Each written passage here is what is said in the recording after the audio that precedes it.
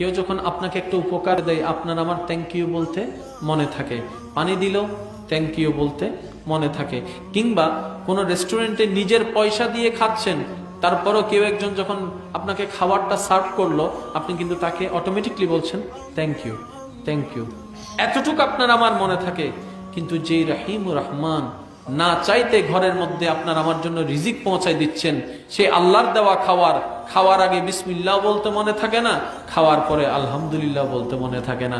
তারপরও আল্লাহ বলে যে খাবার দিতে থাক, ফেরেশতা রিজিক পৌঁছাইতে থাক। আল্লাহ ব্যাপার কি, তোমাকে তো একবার আলহামদুলিল্লাহ বলে থ্যাংক ইউ দিল না। আল্লাহ পাক বলে যে আমার বান্দা একটু ভুলা মন আর কি, সবাইকে মনে রাখছে, শুধু আমাকে ভুলে গেছে।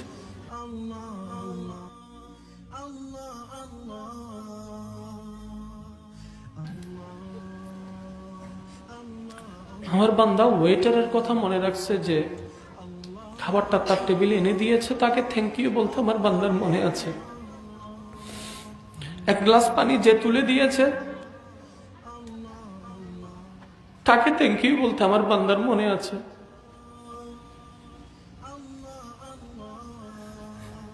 আমি আল্লাহর কথাটা হয়তো সে ভুলে গেছে।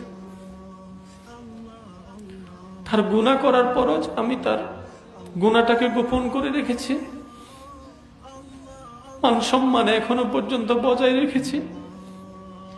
আমার বান্দা হয়তো সেটা অনুভব করতে ভুলে গেছে।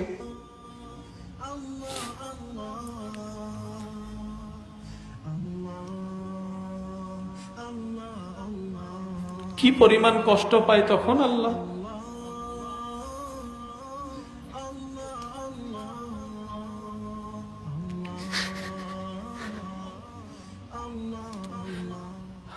এটা পাই নাই, সেটা পাই নাই, এই আফসোস সেই আফসোস, হাজারটা আবদার, হাজারটা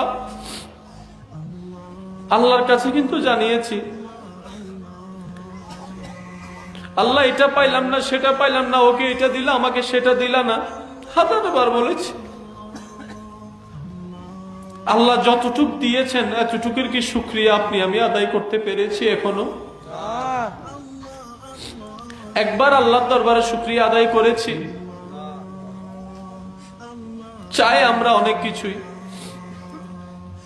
আল্লাহ আপনার আমার কাছে বেশি কিছু চাই না।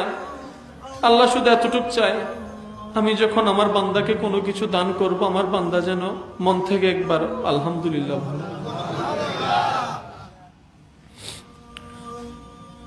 দুনিয়ার সবার ভালোবাসার কথা তো আপনার আমার মনে আছে। 10 বছর আগে কেউ যদি আপনাকে কোন একটা উপকার করে, সেই উপকারের কথা আপনার আমার মনে আছে। যিনি প্রতিটা সেকেন্ডে সেকেন্ডে আপনার আমার উপকার করে যাচ্ছেন, সে আল্লাহকে ভুলে রইলাম কিভাবে?